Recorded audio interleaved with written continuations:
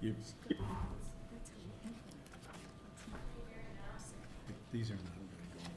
These are I don't hear these anything. are all elements. Yeah, I hear something. Okay. Hi, Darcy. I hear myself, These and are I not- can hear they were written Patrick as and goals, Beth, you know, but I don't see anybody except myself. take it out. Although I do see But I put them in. Pete for 'cause they- Amo. They didn't have. Well, I can keep it on if you want, but people on TV will hear the conversation. But I think they're okay. Well, if you have a public meeting, we all have to be visible. Goals? That's an open meeting law requirement. We haven't started yet, Darcy. Okay. So you're saying the,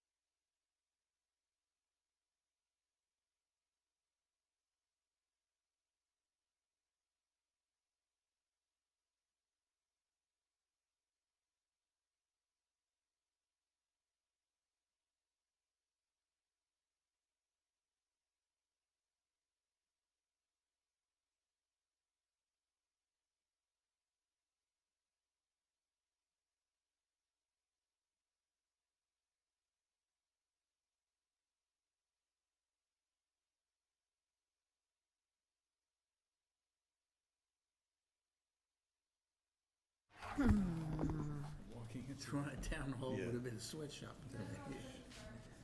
Okay.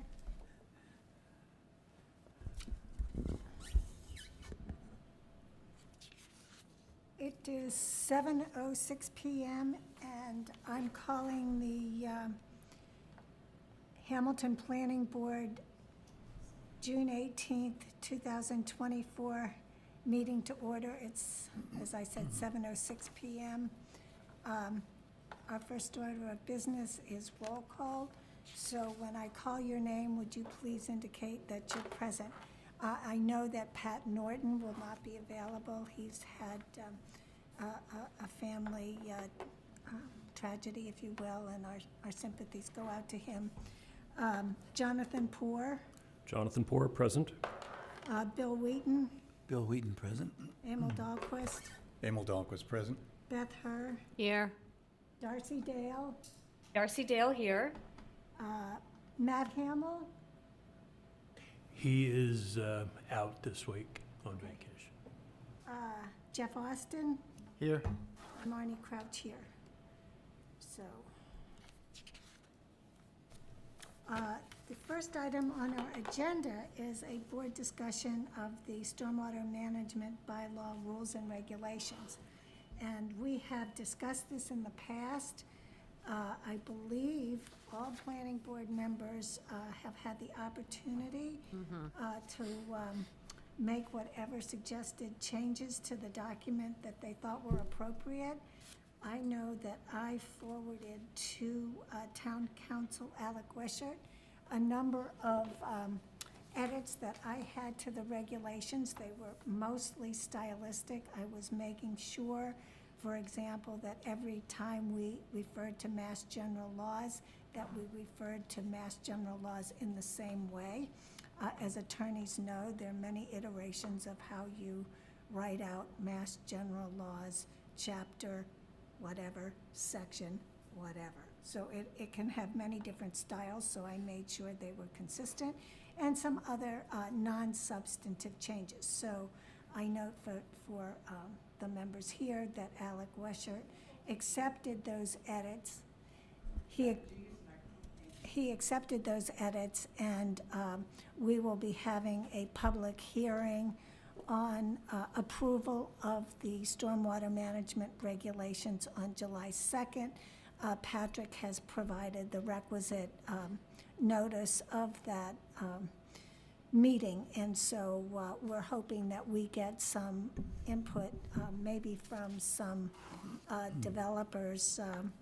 I know that we had a developer come when we were first considering the bylaw, and he had some very constructive comments about stormwater management. So we're hoping that we do get some feedback from people in the trade, so to speak, who can address the actual requirements that we've set forth, and really whether we have omitted anything inadvertently. So I think we can move on from that agenda item. And the next is a status report on the comprehensive plan for the town center. And I know that on June 12th, there was a community forum, and there was a presentation by the consultants Util about the comprehensive plan and the form-based code. So I don't know if there has been any activity since that time. Perhaps you could enlighten me if I'm wrong on that score, Emil.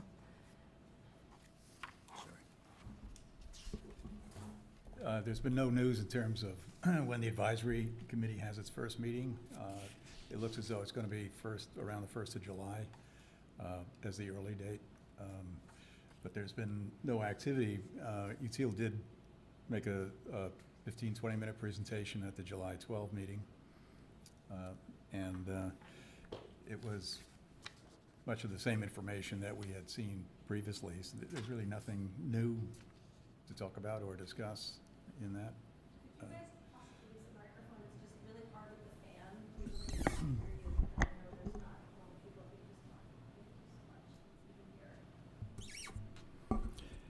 Yeah, there's not a lot to add to. Oh, so much better. Thank you. Not a lot to add to what Marnie said. On the June 12 meeting, Util did make a 15, 20-minute presentation. And a lot of the material that they showed us, they had actually shown before, and we had reviewed before in a cursory way. There was no discussions about what the next steps are. The first advisory committee meeting looks like it's going to be early July. We have not had that told to us definitively. And then there'll be the next public engagement will be toward the end of July, will be the next community-wide public engagement. So the July 12th was conducted by the town manager, and he had wanted to deal with several items on that agenda. Of course, the downtown area was one of them. He had Eric Tracy there as a school representative, and Dana Lara, who's president, I guess, of the school committee, spoke there as well. But it was informational. It was sort of a kickoff meeting, if you will, and Joe Domolowitz, promises to have many more public engagement meetings to explain what's going on. All right, I think that the focus of our meeting tonight will be the continued review of the master plan document. And I'll say now, I may have said it at our last meeting, but I'll repeat it. I view the planning board's role with respect to the master plan not so much to rewrite the master plan. I think what the master plan needed more than anything was a narrative that tied the different components of the master plan together in a meaningful way. So what we had with the master plan was 6 segments, if you will, 6 chapters, and they didn't really flow one to another and the vision and the goals and the issues didn't really tie very tightly to the action items in the implementation section of the master plan. So at our last meeting, I know that I had some suggested additions to the document. I think Jonathan had a few additions, and Emil did too. And so I met with Emil and provided him with my material, and we had exchanged that material, so he had that. But we know that Emil has a long career as an architect and as a planner, and he has taken the master plan and provided us with a new table of contents. And I think that what I would like to achieve tonight is a buy-in as to the table of contents, the restructuring of the document. We are adding introductory paragraphs and just reorganizing. For example, we're not making any significant changes other than correcting typographical errors to the Recording in progress. the inventory and assessment section. We're just reorganizing it. So I think that if everyone looks at the table of contents, I think they'll see that it has a better flow to it. So, Barney, do we need to redo roll call since it wasn't being recorded? it wasn't recorded when we started, It was not. My mistake. sorry. Apologies to all people on Zoom.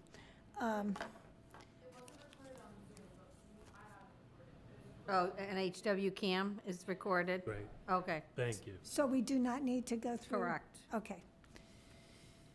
All right. Go on. So I personally think that the work that has been done so far has improved this document. It's more of a literary document. It has more readability. There's more of a context. There's an attempt to explain why we have a vision, why we formulate goals, why we are addressing issues and opportunities, and the import of the assessment and the inventory and assessment, and how those sections then funnel into the action items in the implementation section. We will not get to the implementation section tonight, but I think that, I know Jonathan made a first pass at making the chart that has the different action items more understandable and simpler. And then the other comment I would make, that we really, well, I particularly looked at the controversial issues that the town is confronting right now, and I don't really have to elaborate on any of them, but we have the Section 3A issue, we have the Winthrop School issue, and then just the whole issue about what type of, or what size school we may end up having when the voters actually go to the voting booth in the spring. So the intent here was to just indicate that these are issues that the town is confronting. The voters will decide at town meeting the direction the town will go, and we tried to be as neutral as possible in discussing these topics, and essentially saying, this is what we know now, we may know more later, and the voters will decide, end of story. I mean, this master plan document is not to be an exegesis on these very divisive issues that the town is confronting. It's just to say they're out there, and once we have more knowledge about what the Commonwealth requires and what the voters are going to tell town officials, then we can plan accordingly. We're not trying to address or solve those problems in this document. So I think that to some extent, that allayed some of Pat Norton's comments. I have his comments, and I hesitate to go through them in his absence because I might misstate his import. But he did a thorough job of addressing some issues in the inventory and assessments section. He took issue with a couple of factual statements, but we need to speak with him about why he thinks those statements are wrong and what evidence he has that suggests that why he thinks they are wrong. But believe me, they are not statements that are going to affect any kind of decision-making. I think one was with respect to the level of office space availability or something like that. It wasn't really that critical. So we can address his issues when he returns.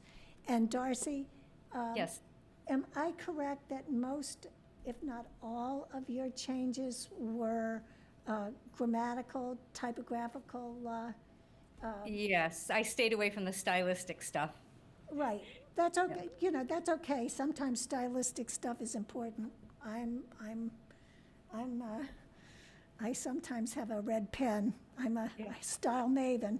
But I think that if you assure us that your comments are basically typographical errors, we can, when we have a finished document with new page numbers, we can go through and accept your changes. I mean, Okay, yeah. I know that just looking at the materials that Emil sent around, I found several typographical errors. And also, we have to be mindful of consistency, and that's always difficult because throughout the master plan, when we refer to the town of Hamilton, we capitalize the T, but sometimes we don't. So we need to be sure, because this is a document that we want to be proud of, that we are as consistent as possible with respect to all references to the town, to Massachusetts law, all those small things, but they do add up to making a document much more professional than if you have a lot of inconsistency. So with that, I think I will turn the discussion over to Emil, because I think his restructuring, his table of contents is something that if we agree that this is a good way of presenting the information, we will make a really good first step in moving forward with the actual content. Patrick, can I share a screen?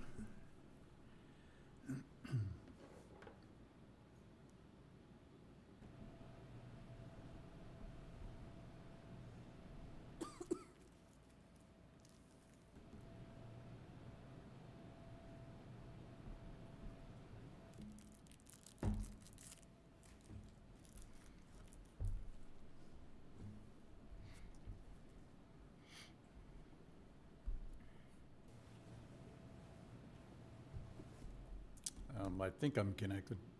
Did you open the application before you did share or after? So it was You sitting mean the on your- Wi-Fi? I can't hear you. You have to make him an owner or a co-owner of the event, right, to share his screen.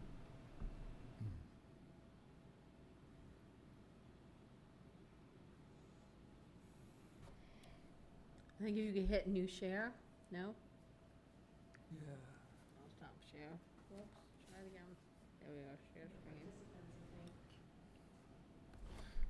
So this is panelists? Oh, yeah, maybe the panelist. Go to participants where it says Yeah, you asked, I clicked on panelist. Is his name there? Yep. Yep. And then the three dots? Make host? or allow to share. Oh, yeah. Either or. Or not, let's not change the language, though. Change what? It was like India, saying it was Oh. changing the Oh, language. this is a webinar. Yeah. Gonna make you the host for the You have to be moment. the host, I think, to- Yeah, okay.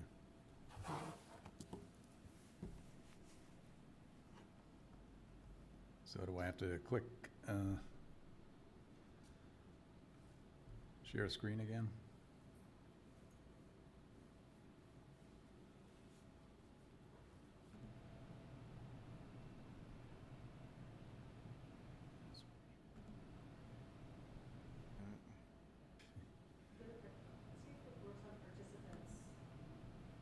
Host disabled participant screen sharing.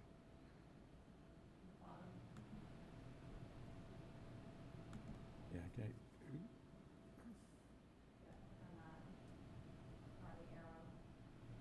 Get started, kickstart, resume, connect to your scheduled meeting. On the up arrow part, not on the bar.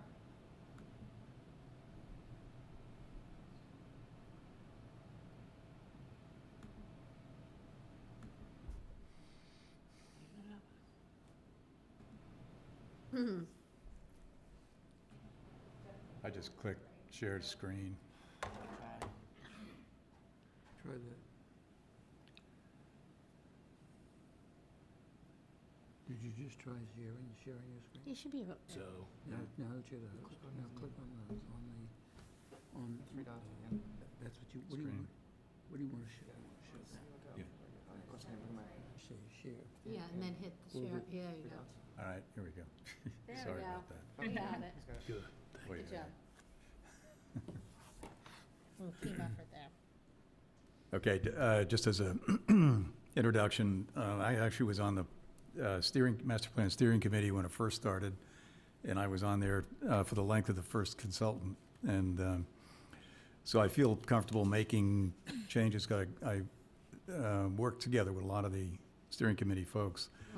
And I was the one who introduced the idea of protect, provide, and grow, and then looking ahead as as a format for doing this. And it was accepted by the people, and I noticed in the final document that the consultant had used it in only one place, the vision section, on one sheet of paper.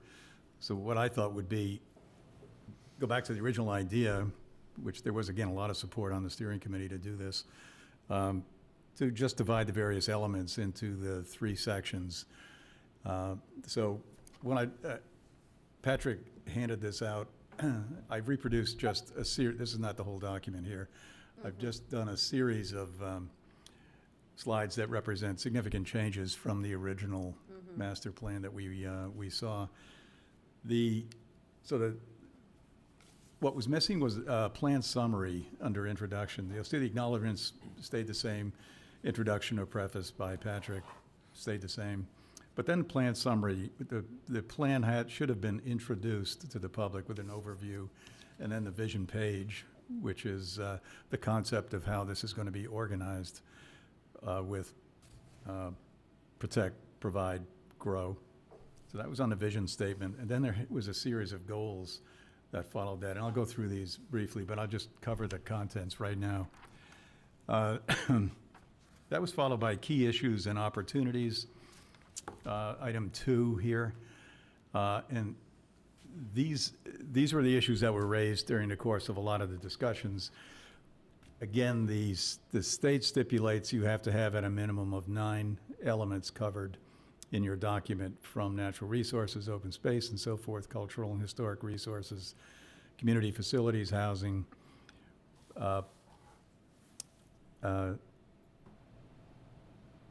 economic development, and so forth. And then, of course, you need the implementation plan at the end. What I thought would be kind of neat in this one is to go back to what the 3 tools that towns can use to plan or manage their communities. And this came about in a study in the United Nations, 1987. There was a report that was prepared about sustainable development, and that shows up on a diagram that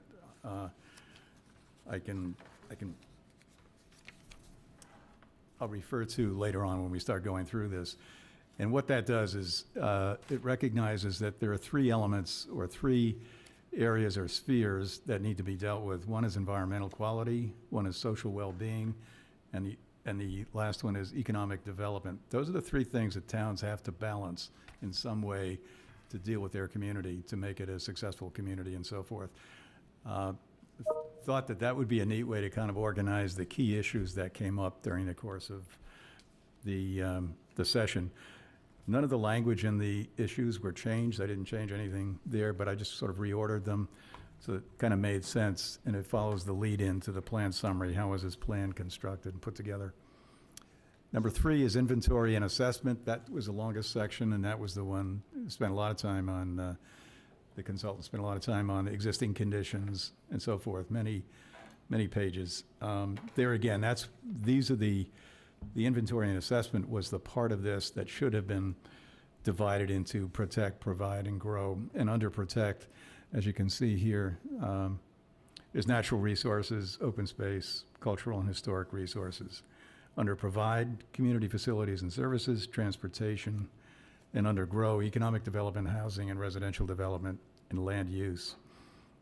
Again, all of those sections were written by the consultant. What it lacked was kind of a lead-in, an explanation of why that's occurring the way it is, and some kind of context. And then looking ahead is the last part, which we're not going to get into a lot here. That's the land use plan. That's a future land use plan, implementation program, and the chart. This is going to require a lot of additional work to get to more detail on that. But as an organizational structure, this is what I'm offering anyway as a way to use the information that we've been provided, but structure it differently, so hopefully is more readable. So moving up to the plan summary, started with an overview and then a plan organization, which is a small chart at the bottom of the sheet.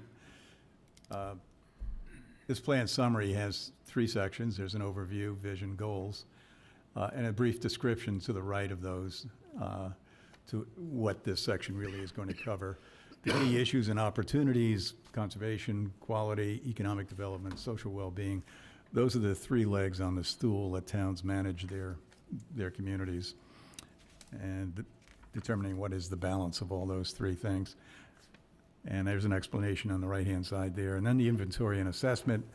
This is the vision, protect, provide, grow. All of the various elements are associated or positioned within this section. Then looking ahead is the final. That's really what's next in terms of implementation chart, program, and so forth. This is a section, as I say, is going to require, it's kind of complicated, so it's going to require a little bit more work and discussion on its own. But right now, we're looking for this as kind of the basic. There are 4 main sections within this document. This is how it's organized. The vision, what we did was, there was no overview here. So the vision was just this vision statement at the bottom. So we put in the overview. I won't read this because you members probably have, but just briefly, for centuries, people have left their mark, small and large, in this place we call Hamilton. Our community is what it is today, partly because of its physical location and natural environment, and partly because of the choices made or not made with both intended and unintended results. All have combined to create this unique and attractive place. Just as the decisions of our predecessors shaped the Hamilton of today, current actions will shape the Hamilton of tomorrow. In evaluating possible direction for the next decades, we ask several questions. What will Hamilton be in 20, 30, 50 years? Will we secure our identity and build places we really care about? In what ways can we manage our future? Answers to these questions begins with a vision, then a plan, and finally, actions to secure our chosen direction. Healthy and prosperous communities do not just happen. They are created by informed and intentional choices based on a comprehensive long-term plan. The way we develop affects the quality of our lives and the vitality of our community. We seek an environment designed around the expressed needs of individuals, conducive to the formation of community and preservation of town's landscape. A vision is the beginning, and a plan is the process to secure our chosen destiny, a community by choice. So the section that the consultants put in, just that is, so this is kind of a lead into what is a vision statement and why is it necessary. The critical thing here is that this vision, like in a downtown, it has to be a physical vision, not just some completely abstract thing. Then the section 1.3 is goals, introduction, purpose of planning goals. Again, this is quite lengthy. And it describes, I'll just read the opening paragraph. The public process of producing a master plan reveal that the goals are bookended by respect for the past and concern for the future.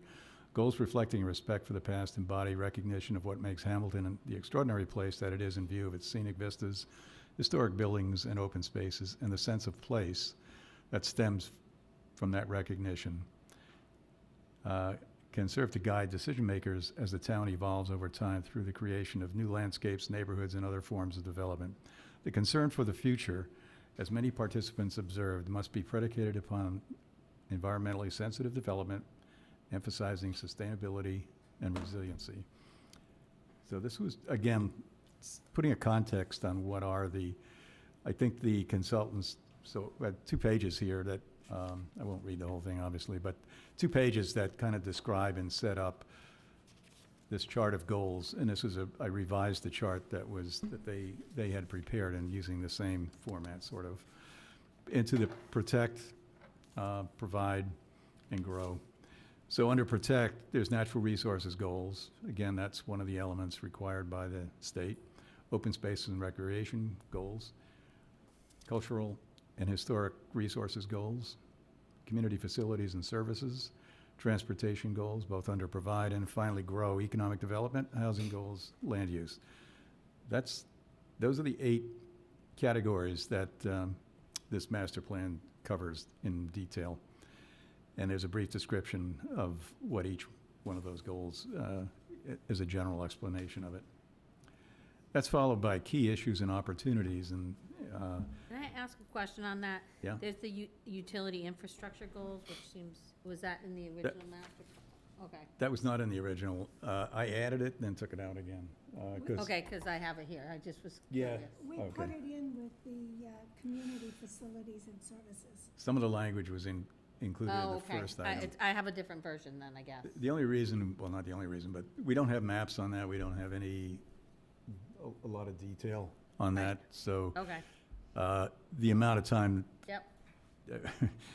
so, and it was not, it is unusual to see that on master plans. You typically do not see that. Right. So it was, So then that's not going to be in the table of contents either, because my Exactly. table of contents still Your has it. table is out. Okay, got it.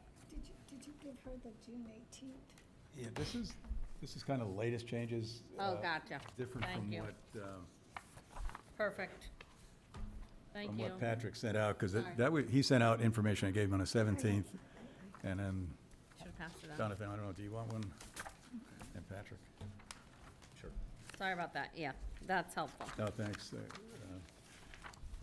So this is just an June 18 update on the 17th. Right, work to the end here. And key issues and opportunities, again, an overview we put in there. This is where, just briefly reading from the top, the 2024 master plan is the town's best opportunity to articulate the way its residents want to manage our community. The way we build will affect our viability and vitality as a community, and the quality of our community will affect the underpinnings of our vision, and therefore the nature and location of the development we choose. All are interdependent and connected at their root by our concept of community. This section summarizes key issues and opportunities that were identified as part of the master plan update. These key issues were identified through input from community meetings devoted to hearing from Hamilton residents, responses to surveys, working sessions of the master plan steering committee. There was also a community-wide workshop, charrette, that was put on, that was part of that, but when I was on it. But anyway, the best way to set priorities in a master plan is to isolate key issues into easily understood and actionable categories. It is equally critical to remember that an embedded assumption in any master plan is that the community is working at creating a unified vision so that the goals are mutually supportive and actions are not in opposition to one another. The result of this approach is that the town is seen as a tapestry containing many unique, interdependent patterns, but remains a single unified tapestry rather than as a series of separate, unrelated goals and actions. In the list of key issues and opportunities below, as well as the implementation plan, there's an effort made to mention some of the interconnections between the various goals. And then jumping down to this diagram that I put on there, the purpose of this master plan is not to present a solution to the challenges implicated in the key issues confronting the town, or to dictate how opportunities will be addressed, but to provide a framework for how those challenges and opportunities may be evaluated with their interrelatedness recognized and their solutions proposed. The graphic then on the left is the one that came about as in the footnote here, the 1987 Brundtland Report, World Commission on Environment and Development, sponsored by the UN. This was the diagram that became sort of famous. We used it in our workshop on the Gordon Conwell, where again, these are the three spheres that all communities have, the basic tools that they work with for their, and the overlap of all three, you can see in the center here, this dark green area, is sustainability. So when you get the overlap in these different spheres of their information, that's when you get to the sustainable condition. So these are, the three are economic opportunity, environmental quality, social well-being. So this then, this became our organizing principle, if you will, of how to organize the issues into these broad three categories. So we started with, again, environmental quality, 2.1, open space, recreation, cultural, and historic.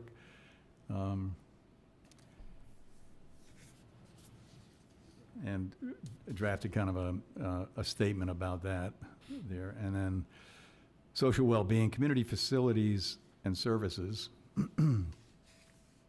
And this information below came from the original master plan, regionalization. And then the next item was housing, which included affordable housing, MBTA Community Act there. And then proactive planning for housing, that's all under the social well-being, and preparedness, sustainability, and resiliency. And then finally, economic development, which is the third sphere, commercial development. And again, most of this information came from the consultants. The inventory and assessment, number 3, this is incomplete, but it was started, this is the statement of where the requirement of Mass General Law stipulates that each municipality must include the following elements at a minimum in its master plan, as noted here. It's just a statement, and this was taken from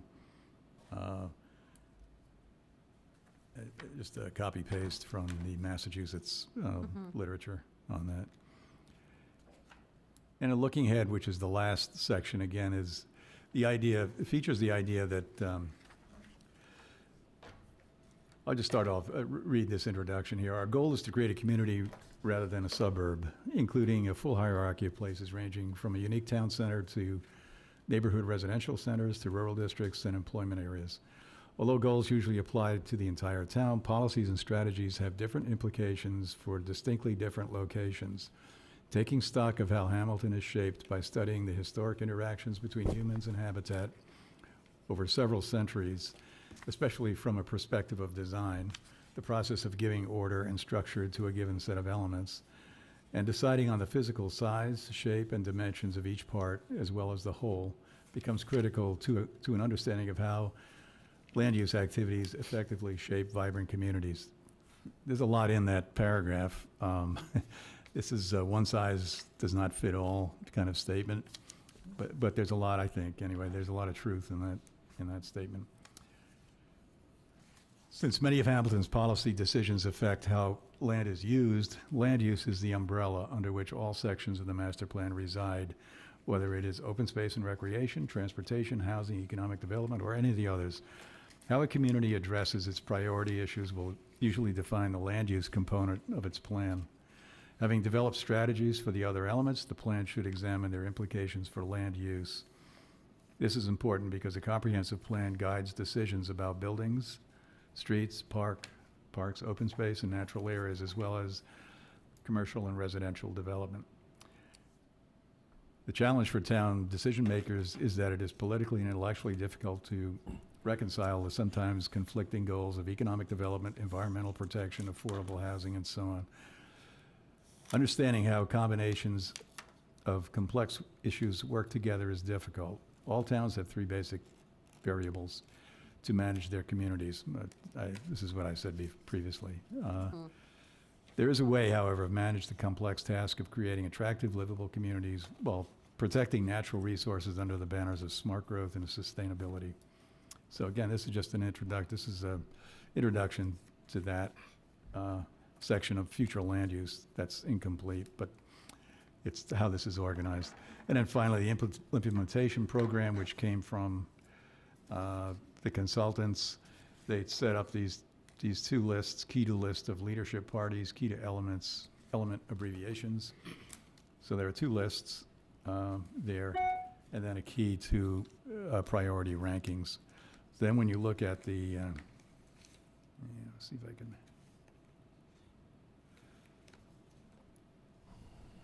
Then you start looking at the implementation chart. Again, these 8 goals, beginning with natural resources goals. There are 8 of them to track the 8 different elements. They were arranged again in terms of protect, provide, and grow, consistent with that. So that is consistent throughout the document, that same organization idea. So things are not random here. Again, this was just copied verbatim from the plan.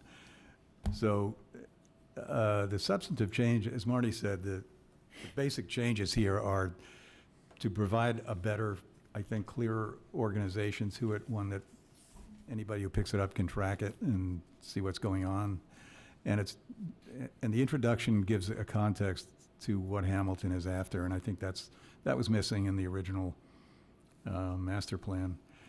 Could I just interject? What's notable here, what's notable is that Judy Barrett did the original 2000, well, not the original, but the 2004 master plan, which we are updating.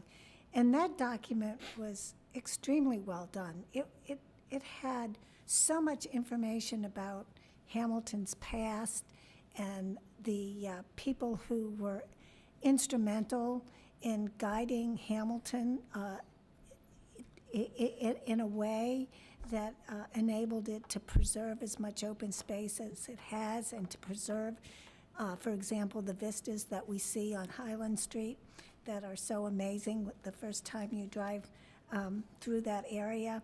So I think what happened with the master plan that we're now working on is that because of the change in consultants, there was insufficient time to add that depth and context that makes the document readable. It's just a chart of goals. It's just a vision statement without why we're doing that. So the endeavor here is to make this more readable, more accessible, and more interesting, just more interesting. So I know in one part, I think it was in the goals, we look back to one of the early planners and what he had to say about Hamilton, just trying to make it more accessible to people, to try and trigger their interest in reading more, because obviously, at the end of the day, it's the last section that's the most important. And so we want to get that right. And one of the things that is mentioned in the master plan, and one that I think is a really excellent action item, is to have an implementation committee, or at least some mechanism pursuant to which different boards and commissions can work together instead of potentially in conflict with one another, because there's so much overlap with what's happening in town today. And I just point out that the Conservation Commission is doing incredibly important work. The Planning Board has to evaluate stormwater management applications, which really dovetails with the work of the Conservation Commission. And then we have the Environmental Impact Committee, and then, of course, the Select Board, which is a policy decision-making board. So if there's an implementation committee working together and comprised of, for example, those boards, I think that it's a better predictor of the success of this document than not. So I would invite planning board members to comment on Emil's table of contents and how you feel about the way this document has been supplemented. I think it's First, organized much more clearly. Under each of the processes, you have protect, provide, grow, protect, provide, grow. And so it's organized more logically. I wanted to just thank Emil for all of his work, because this is a lot of work. I know others have worked on it, but I know that this is a lot here.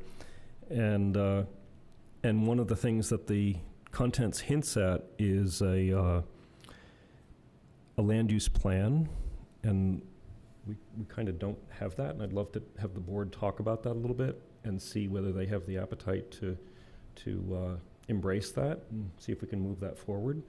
One of my sort of special interests in looking at the master plan is looking at the connectivity of things instead of things being in the silos, and that's what I wanted to look at in the implementation chart, is connectivity. And what a land use plan would do is put all the pieces together, and that is another piece that's missing in this plan. So Emil has it in his table of contents, but at this point, we don't really have a strategy to get there, and I'd love the board to lean into that potential and see if that's something that has any interest or enthusiasm from other board members. Yeah, because there is an option to take the looking ahead away and just make that the implementation program section. But the thing about the future land use plan, that it would be a picture of, require a map of the town-wide map, showing the zoning, maybe proposed zoning based on some of these goals. And so it starts to give, and that's really the way you go about planning, when you figure out, you start to lay out what is the ultimate result of decisions that you're trying to make. So you're trying to anticipate the outcome on it. As Jonathan said, it's a lot of work. We don't have a map right now to do that. That would be a lot of work to create.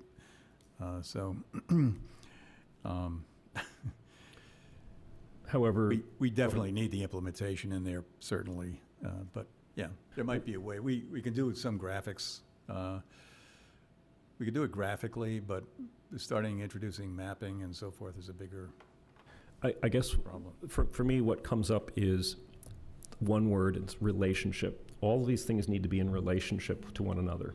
And that's what a map does, whether it's a diagram, a chart, connecting lines between the implementation chart. It's relationship, showing relationship, and it's the opposite of seeing things in silos. So anything that we can think of, anything we can do, anything we can forward here to create relationship between goals, relationship between actions, and an understanding of about how the edges of each of these things interact, I think will make a stronger master plan. Mm-hmm. Yeah, graphically, it's doable. I think I can see something, and I'm sure you can, envision how that could happen, drawing those relationships together. So, yeah, I don't know if anybody else has any thoughts on whether that's worth pursuing. Again, the idea of the land use is sort of the bottom line. Everything funnels down to land use, because what the town of Hamilton does with each parcel it has is important, and that is the ultimate land use diagram that would be really good to include here. It was not included in the 2004, but it's an interesting thing to do. This needs further study, of course, and but. I support that idea. I like that idea.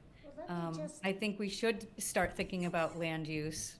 okay, so just let me ask you, does everyone have the original document in front of them? the inventory and assessment for land use, because there are two maps that maybe speak to what you're talking about.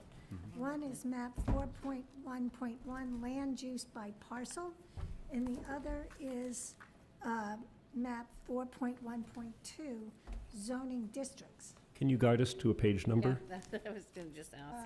Well, it's in the inventory and assessment under land use, and so it would be like There's no right, page number on it. right after page 12 of the original document. After page. Right after page 12. 51, maybe, is it? Or is it page 12? It's page 12. Okay, can you say what ones are we looking at again? 4.1.1? inventory- 4.1 land use in the Yeah. original document. Yep, yep. And that started on page 5. Oh, yeah. Yeah, so I guess a question would be, Yeah. would it be worth exploring sort of adapting these or enriching them? Well, I could see how, I don't know whether the, what are the GCIS maps? GIS. GIS maps, whether they would be informative, but I could see where it would be helpful to look at these zoning districts and then also look at the topography so that we could assess where we had non-buildable areas, wetlands and whatnot, as well as steep slopes. But again, I think that that would be quite an undertaking. Wouldn't it? This would be a beginning. We can look at this to see how it would be a future map with changes. And it is a town map, so we would have access to it. Could it be something that could be done piecemeal over time? Yeah, I think it should be kind of a dynamic document where Yeah. it does change over time, Well, as you go through. Could it be one of the action items that the planning board should undertake? As opposed to Yeah. trying to do it now, could it be one of the priority items that the planning board should endeavor to have? Could it live in an appendix and be a lot more of a live document? Mm-hmm. Yeah. I think Where that's it's a good way to do referenced, it. I it's mean, just- referenced and updated. Yeah. Yeah. Just as I would like to see, at some point, the town ought to have a design review. They have one now for the Willow Street project, I guess, the downtown, but, a really substantial design review book, and would make, if it's well done, really would be helpful in making decisions in all projects, in downtown as well as different parts of town. And it is not intended to be restrictive. I've had arguments with people about that before, and it's not, it's a very useful document to have, because it's advisory, it's not mandatory, so a developer coming into town can look at a design review to see, well, this is what is anticipated by the community, or what they would like. It is influential in that respect. It will guide kind of development in a particular direction where there is no, we're trying to offset that with the form-based code to make that more prescriptive, turning that process around a little bit. But that's another thing I didn't see anywhere in this document. But that would be a design, planning board Right. project. And this Well, could be too, yeah. So Yeah, and how- again, that could live in an appendix or be referenced, basically. How would you go about amending these two maps? Are you thinking because I have questions, I'm sure people Yeah, no. on Zoom and elsewhere. Are we talking about developing a map or an actual written Text. text about how land use should be? Because right now, say we have, they call it an agricultural district, but that's not accurate, but that's just 2-acre zoning. So are we looking at where we would amend the zoning, where we would encourage the section 8.1 for the overlay district. Yeah, it would incorporate things that are anticipated through the goals of, and the issues that have been raised. Because that's certainly in the action items. I should put this over here. I believe the action items include looking at the open space and farmland development bylaw and seeing how to make it more user-friendly, as well as the estate overlay district. So is your thinking that we would try and impose those ideas on a map like 4.1.2? And alternatively, and I know I raised this issue at the Master Plan Steering Committee, and I think it's an important one, and I don't know if I ever got the map, but a map that shows the conservation areas in Hamilton, those areas that cannot be developed. They're subject to a conservation restriction. And then we also have the chapter land, which the town has a right of first refusal on. But again, we don't have that delineated anywhere. And I think that having asked for it, Patrick, maybe you can refresh my recollection, was it just too difficult to obtain? Shouldn't be. That's my remembrance, yes. So we don't have an inventory of the chapter land, and we don't have any inventory on our conservation restricted areas? Well, those conservation restrictions are subject to state law. So there's no, I don't think there would be any, like docket at the town hall where someone would, file a map showing what area is subject to a conservation restriction. I think the GIS map does do that. Does do that? Yes, I believe it does. It will show you the overlay, the conservation areas, and it does wetlands and things like that. There are a number of different characterizations that they use, and there are so many different conservation restriction flavors, if you will, and we don't have all of them as overlays, unfortunately. Does the assessing office have them? By parcel? Which parcels have, for example, Essex County Greenbelt restriction? Which parcels have Yeah, they, 40B protection, or, not 40B, 60A and B open space protections? they have that, yes. They could probably produce a parcel map like that. Yeah. that They have a would- list of them, yes, Yeah, but they have it mapped, no. I think as a practical matter, there's not a way that we can do this land use plan within a reasonable time. And I want to get this master plan adopted within a reasonable time.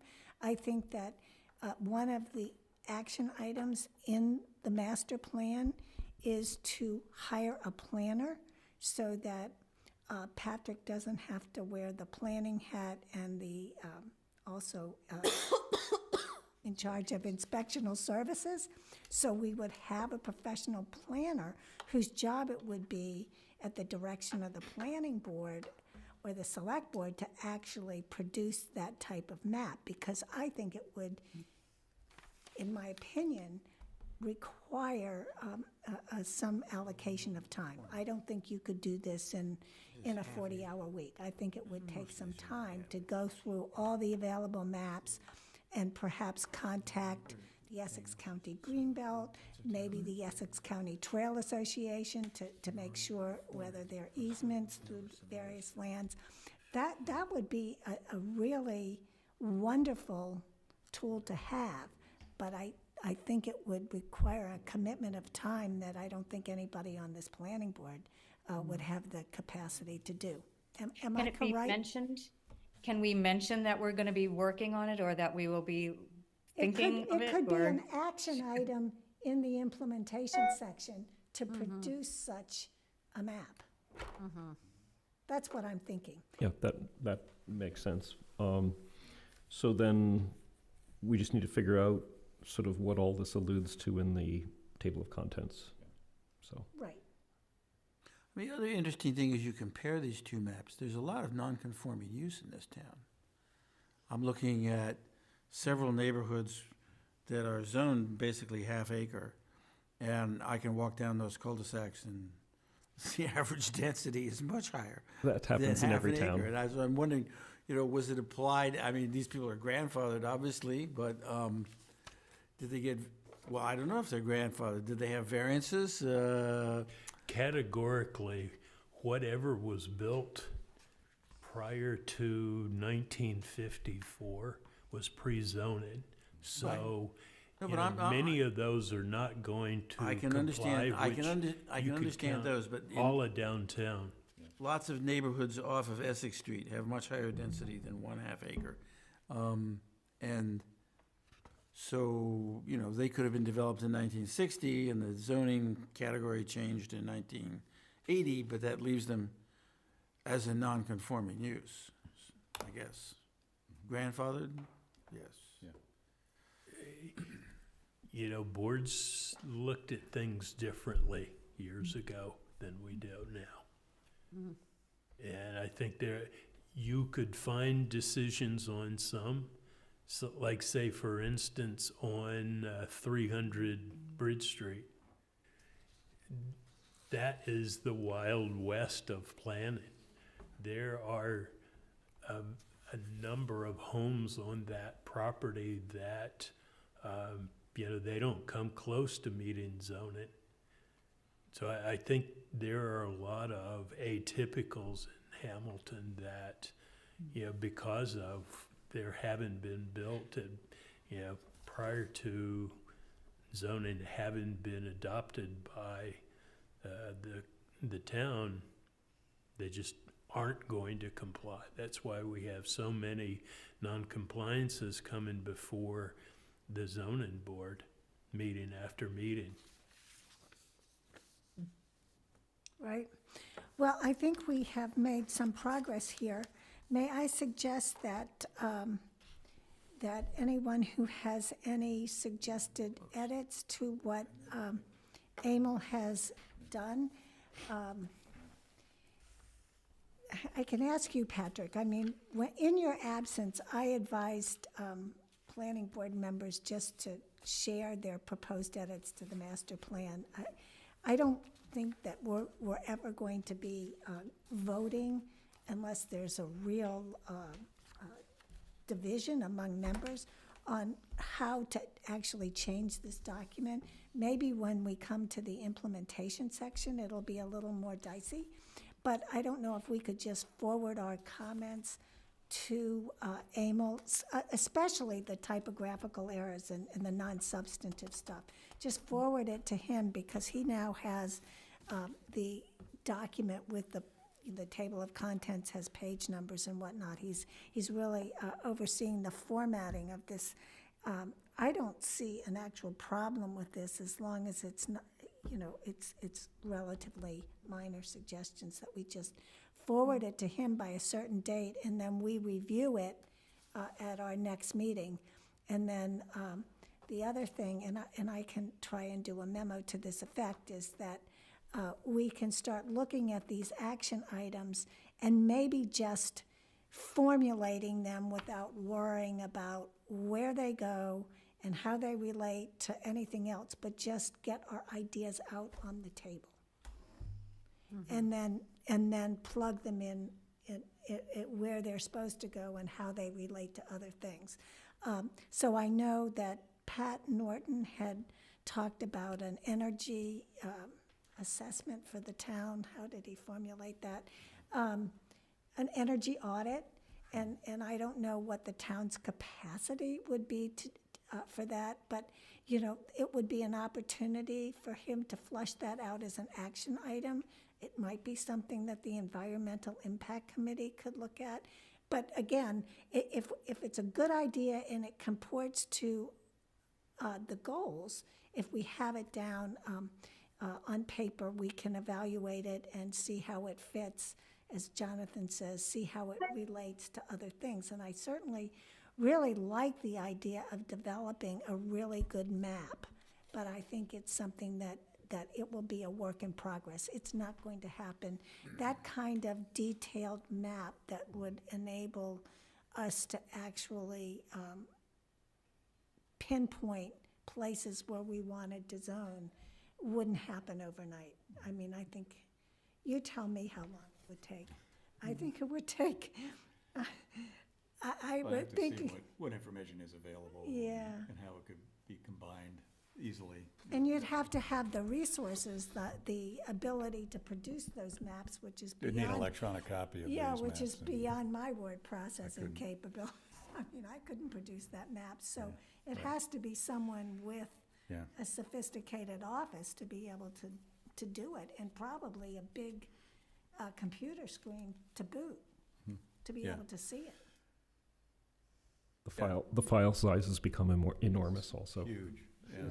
Yeah, yeah, so, nice try, guys. But It wasn't gonna happen in this document.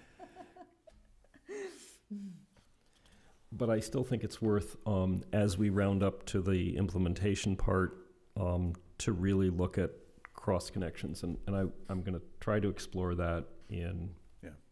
sort of supplemental charts to see if I can visually create some connections instead of just, you have to connect initials, that this right. is planning board, this is, transportation, this is. I think we just have to add a little more creative thinking to this last part, looking The Looking ahead. implementation. And it, implementation. and it needs more transition and introduction. I would say that Yeah, the what they've given us is minimal. yes.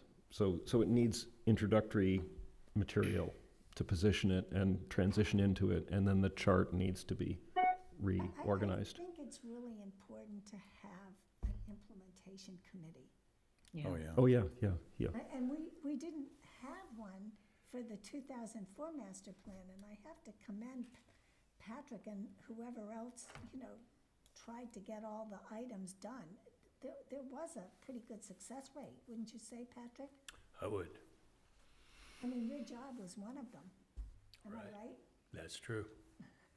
I think, the possibility of having the capital planning committee as the implementation committee might be a worthwhile consideration. Just to monitor progress. Right. And basically, if something's not getting done, send a little email to some board or commission and say, get to work. This was Right. in the master plan. Well, Yeah, I some- agree. So, some implementation committees are made of one person from a lot of boards and commissions. Right, Just to, right. that's the way some communities put it together. We can recommend Well, the how it capital should be. planning committee is made up of various Oh, is it? Yeah. members. Okay.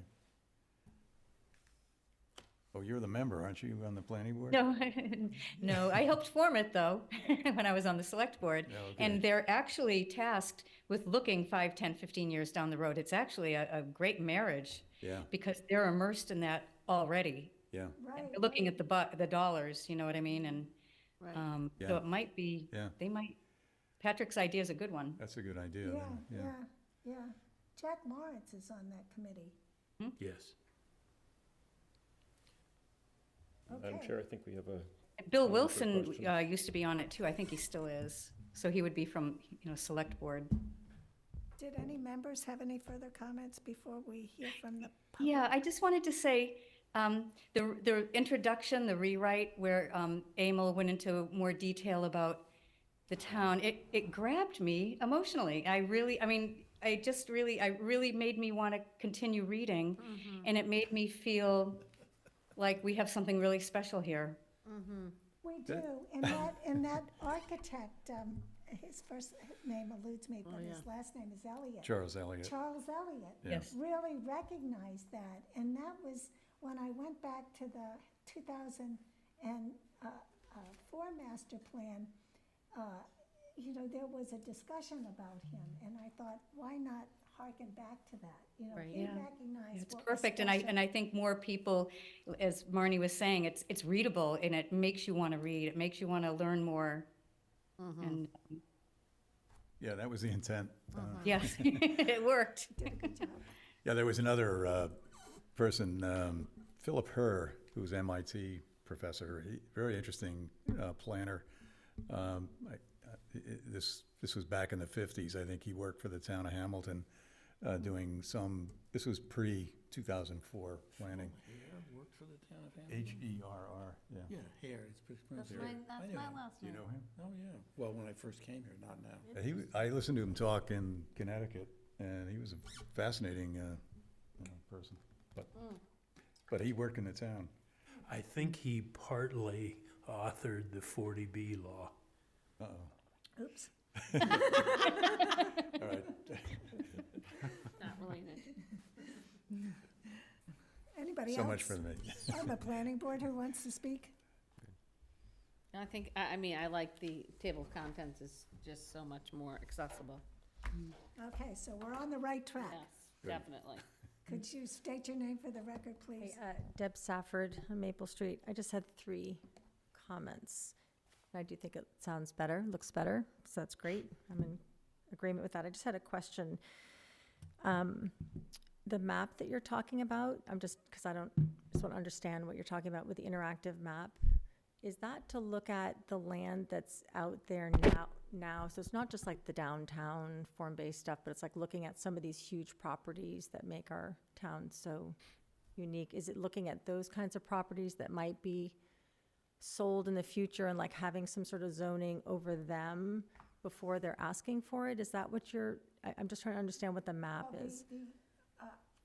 The master plan that was provided to the planning board by Barrett Planning contains maps. And so I believe that draft master plan is on the planning board's webpage. Am I correct? Yes. So that you can look at those maps there. The one that I was referring to just has the zoning districts. But when you're talking about what you want to do, the implementation of it, is that to look at areas that we might want to develop or allow for a new zone to be put over a Potentially. property sort of Potentially. ahead of time? That was Can my I question. answer? Can I give a shot at answering that? Sure, yeah. So I mentioned relationship. And so what a map can really do is instead of thinking of you're outlining areas that are potential for development, it's instead looking at all the relationships in the entire town so that you see the big picture, and it tells you where to put the brakes on, where there are opportunities, where there are things that are environmentally sensitive, where there are transportation sensitivities. It shows you all of the relationships. So it's not about mapping opportunistic places to develop or create economic development. It's a way of understanding the gestalt of the town, and then the master plan seeing where it fits into that gestalt. Does that? Right, so, I mean, Yeah. you could look at Answer a the flat question? map and say, wow, this could be a great place, but then if you had a better map that showed you the topography, Yeah. you might say, well, even though there's a large amount of open space, the way the land is formed would make development there a very bad idea. Okay. So Because it's to of show the impacts of sensitivities. stormwater management or the, So it's not to create like an overlay that says, okay, I'm just throwing out a name like the Clark family, right? Let's say they have a huge piece of property, whatever, family A that has a big piece of property somewhere, Bridge Street or Gardner or something, right?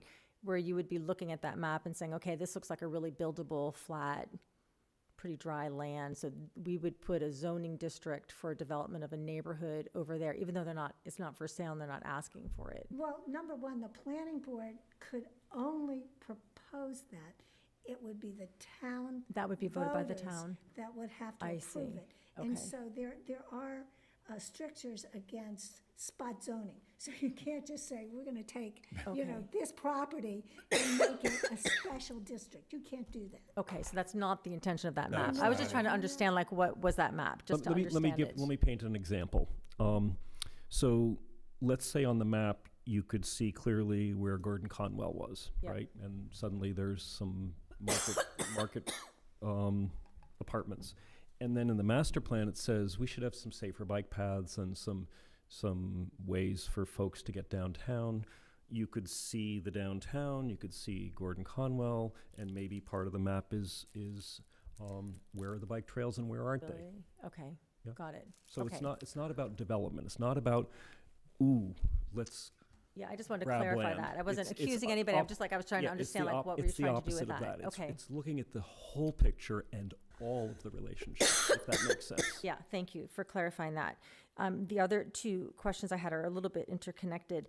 On the sustainability graphic, that's from the UN, those 3 bullet points that Yeah. have the economic opportunity, environmental quality, social well-being. The environmental quality one says EG, so it's, I didn't know, was that just cut and paste from the UN, or are these ours? Because it says No, that, ensure open space access in compactly built areas and preserve in edge areas, protect features. So I just wondered if that was specific to Hamilton, because I'm not, like, do we want compactly built areas? It just sounds like, We have some. I know we have them. I know We for already sure have that them, we yeah. have them, but it made me think of, well, that- developments like, well, yeah. really like the UN, I guess, full disclosure, so it's just, You I don't feel a like little bit like, I'm a little nervous about them Oh. because of This, the this, dictates that. There's actually, in sustainability, there are a list of about 10 sort of key things, and one of them is build compactly, which, and there's a rationale for that, because some people like to live that way, but it's not saying do everything compactly. But the intention is that if you had a fixed piece of land and you did single, say 10 acres, and you did single 40,000 square feet per unit, you'd have, without streets, we'd have 40 units, and or in the 10 acres, you'd have 10 units. But if you build in only half of that in the 5 acre part of it and leave 5 acres open space, that by building compactly, by combining all those houses into half the property, you're preserving the open space so all can take advantage of that. And so the density is the same, but by building compactly, you're preserving more open space and making it a more livable kind of More area. environmental. So is that a goal that Hamilton has, or is that just the UN's? Well, Hamilton has talked, no, it's not goal? the UN. I just got this as an accepted form of sustainability. Yeah. Sustainability was the point here. And Hamilton has accepted smart growth and sustainable development. Smart growth, again, compatible, and redevelopment. You don't develop on green space. If you're gonna develop, it's redevelopment. You develop on, So smart growth is like take what's already cement and just build on the stuff that's already Yeah. cement, as opposed to taking new space and correct. developing it. Yeah, that's one of the principles. Okay. And housing for all individuals of different characteristics, Yep. age as well as income. Okay, Those kinds of things, and again, there are about 10 principles there in smart growth.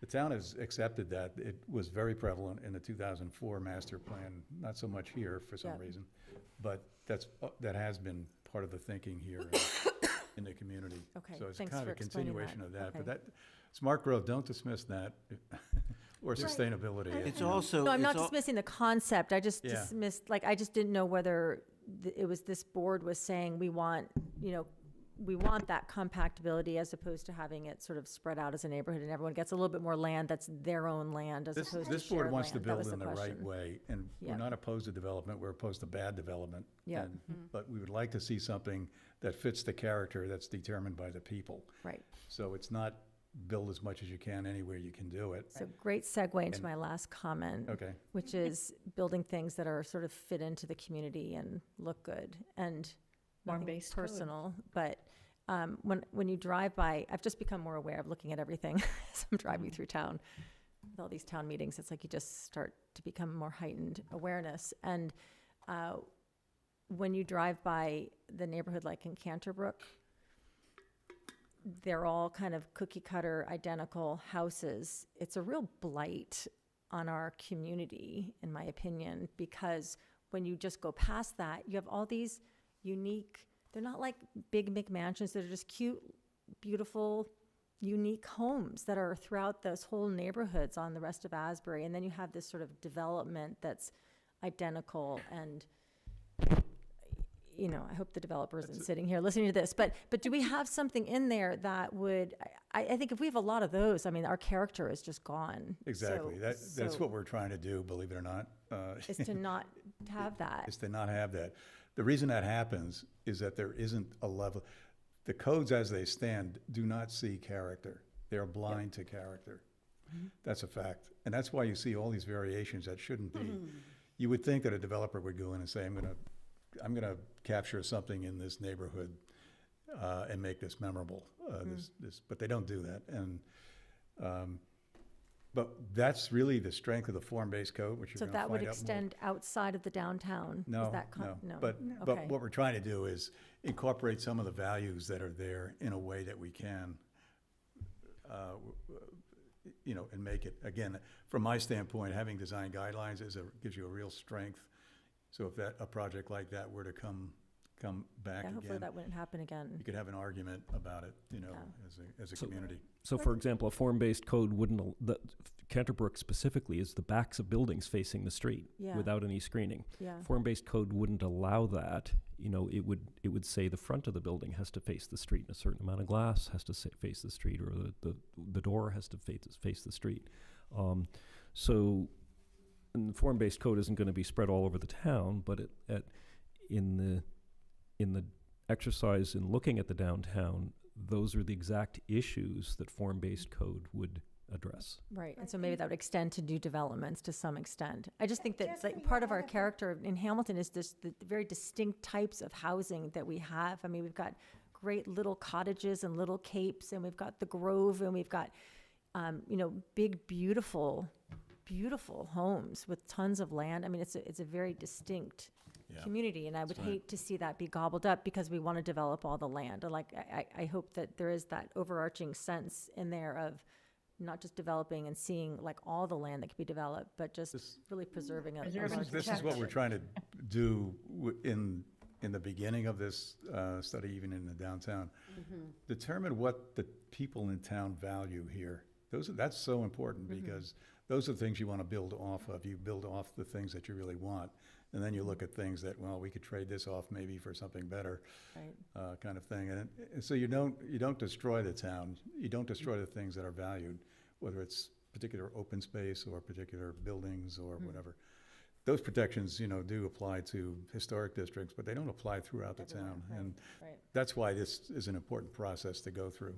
So that's captured in there. I think Yeah. that what you're really getting at is how does any type of new building, how is it integrated into the landscape? Yeah. And so Canterbrook With class. isn't yeah. actually integrated into the landscape, it's just Horrible. How did that there. get approved? Like when you Senior look at housing it. bylaw. But, you know, interestingly, I was just in the California coast, and there's a really large community called Sea Ranch. Yeah. And it was predicated on all the buildings just seamlessly flowing through the landscape. And they're visible, but they're not obtrusive at all. Yeah. And you almost have to look. And then when you look, you're staggered by how many there are, but they're not offensive in any way. Right. And so that's what you often see with new development. The developer goes in, clear cuts the land, plunks down the houses, and Bob's your uncle. And good planning doesn't support that. So you guys have read all this and I haven't. Do you feel like those characteristics are captured in the document? That desire to not have kind of developments, mass developments have no character, like are those aspects, is it appropriate that those be in there, that there's a desire for any kind of development to have character and not be cookie cutter? I don't know whether it's the right place for it or not. I just wanted to see if it Well, was there. just We because have it's- our existing zoning bylaw, and that Yeah. dictates how we have to handle matters before us. And so if there's an existing zoning bylaw, we have to abide by it. We actually have to, we take an oath, I believe, that we have to apply these laws whether we like them or not. But they can be changed. That's the critical aspect of this document. Yeah, this is not regulatory, this That's the document, hands it is on. advisory. Yeah, So right. whatever's in here. I think there could be more language on character, Yeah. but that wasn't picked up by the consultants. Well, we I don't- fired 2 consultants, so I think we can take authority and stick Okay. character back in there, right? So- To tie a real ribbon, quick- to tie a ribbon around your question, it sounds as though you're looking for opportunities to have more predictability and control over what things look like and the character of things and the preservation of open space and the preservation of places people want to be. Yeah. Your best place to empower that is to get engaged and support the downtown form-based code exploration. That's your plug for me, Jonathan. Grip that power. Yeah, no, I It's I understand that, but I didn't know That's- whether that's that your extended power. outside of That's the your power. downtown, because these These are Canterbury is not advisory. part of it, Yeah, right? these are So that advisory. wouldn't be part of it. So that's why I was just wondering, when you're looking at Yep. land and developing and compact neighborhoods, like, Yep. you maybe think of Canterbrook, and just wanted to just put a plea that we don't want another Canterbrook anywhere in our community, I don't think, right, in terms of the design of it. And unfortunately, the way the zoning is written, it doesn't necessarily prevent it. So, Wow, that's too Well, that was my next thank question, you. and maybe this is not the place for it, but with that same theme, how do you protect yourself with the development that's happening behind Canterbrook? The 40B, you mean? Yeah. That's already been approved. The zoning board of appeals made that decision. So we're going to move on now to the next item on our agenda. Could I speak? Yes, Sandy Fisher, Greenbrook Road. I just want to thank you all so much for the work that you've been doing. I do appreciate this because I know it hasn't been done for 20 years, and so this master plan document will be used for probably another 20 years. So I just want to encourage you. My husband and I have been doing a lot of listening, coming to meetings, and just really appreciate you wanting to take the time. I appreciate, Mr. Poor, you mentioned, I think it was the June 4th meeting, about making it more qualitative and just, and we've talked about this, making it more the character of Hamilton. And Deb mentioned that too. Because I think the more we can make it like Hamilton and less like something that a consultant wrote, Yeah. I think you need to start somewhere. You start with a consultant, and then you take what they have put forth, and you make it your own. So I think that's happening, and I appreciate the work that's been done to make that happen, and just encourage you to continue to do that, because once this is done, it's going to be used for a long time. So it's important to take the time and make it the way we want it to be. And I appreciate your comments about Canterbrook. I think that was really helpful. And I do want to say, make it what people want. I heard make it what people want, and I'm thinking about my own son. And he wants to own a home. He does not want to live in an apartment. He's living in an apartment. So what I'm saying is, I'm hearing about clustering buildings and clustering development on a smaller acreage, and then having more open space. But I don't necessarily think that's what people would want. But I don't know what what plans will come forward, and they have to come before this board. Certainly, I am in support of development of different sorts, more commercial in town, or the 40B. I appreciate that there's been talk about having 25% of what is currently Gordon Conwell, the apartment buildings that apparently are in the process of being sold, that a 25% is being requested to be affordable, and I think that's really important. I also think, as you, the planning board, look at the community is aging, and there might be more need for senior housing. And as I see on this master plan, there's reference to 3A and the MBTA communities, and that's not senior housing, and it's not affordable housing. So I just wanted to make that statement as you consider what's in this document and how you move forward with it. So, Okay, thank again, you. thank you very much. Okay, so we've finished our discussion of the master plan. Again, I urge everyone to send their suggested edits to Emil, and then I will get off a memo and we'll try and start thinking about how to create an implementation program chart that actually is reflective of all the work in the document that preceded it. So I would just make a couple of statements. I know the select board last night agreed to file an amicus brief with the Supreme Judicial Court. We'll have to get more information about that, but that's I think a real opportunity for Hamilton to demonstrate that perhaps the guidelines are so arbitrary as to be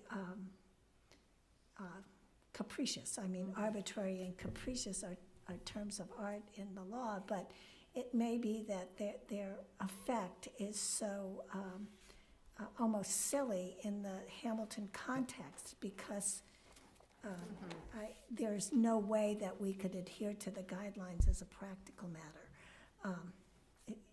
It's just not feasible with our infrastructure. But regardless, that happened.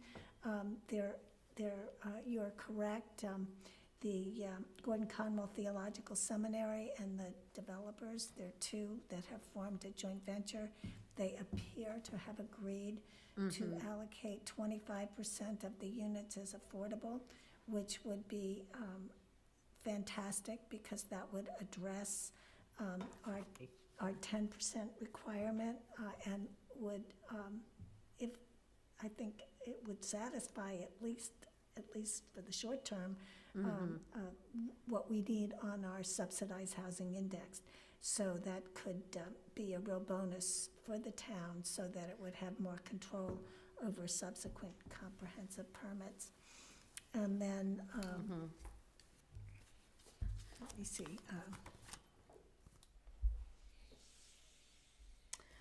The other thing is that Tobacco Hill Capital Partners, as we know, filed a comprehensive permit for a 40B at the site at 133 Essex.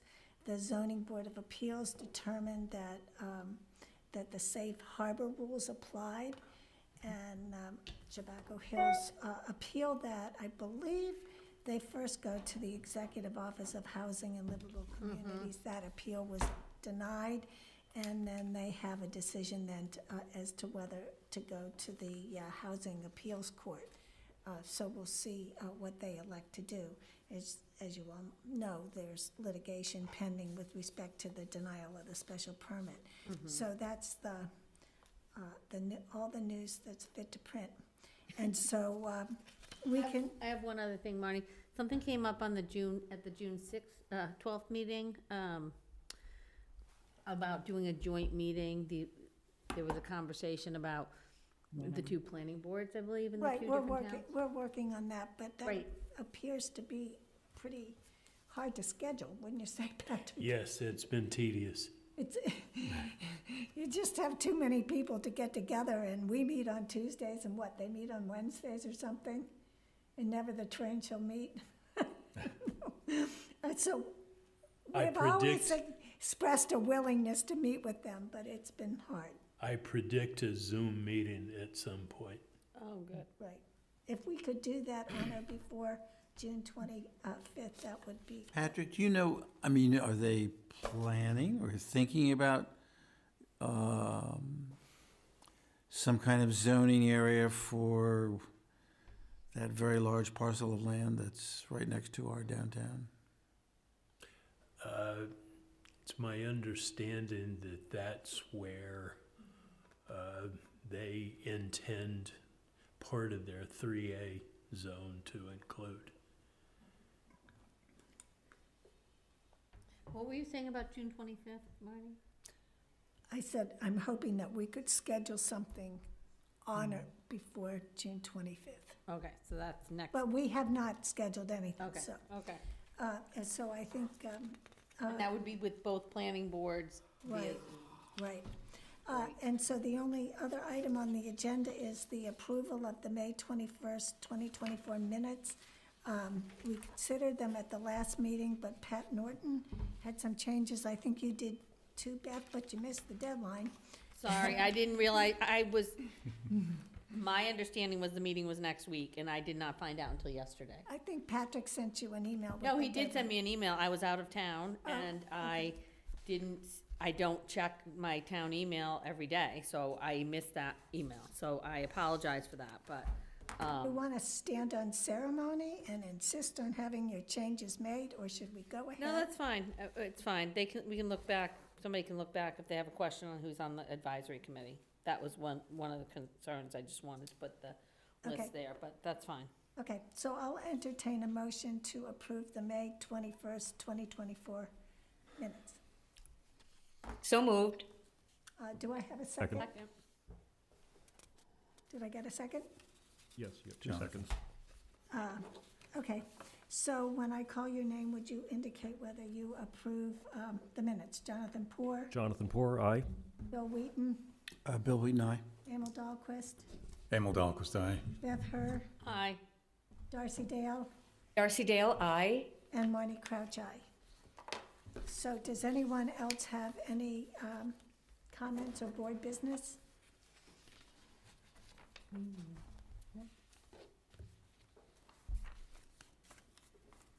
The next scheduled meeting is July the 2nd, just as a reminder. Oh, yeah, we were talking about whether we were or were not gonna meet, I think, but I don't know if that changed. Well, we are, because now there'll be 2 weeks between this meeting and July 2nd. And I think the meeting after that is also 2 weeks, so I think we're back on a better schedule, Right. unless we have this joint meeting, but if that's Zoom, that shouldn't be too onerous. I may have turned the Zoom meeting off. Whoops. I was the host. Well, the only thing. See, it's not easy. The only thing left to do is adjourn, so I don't think anybody's gonna. I make a motion to adjourn? Do I have a second. Okay, good. Jonathan Poor, Jonathan Poor, aye. Bill Wheaton, Bill Wheaton, aye. Emil Dahlquist. Emil Dahlquist, aye. Beth Herr, Aye. Darcy Dale, Oh, she's gone. oh, she's gone, and Marnie Crouch, aye. I don't think Darcy will mind. Still have a majority, it's all good.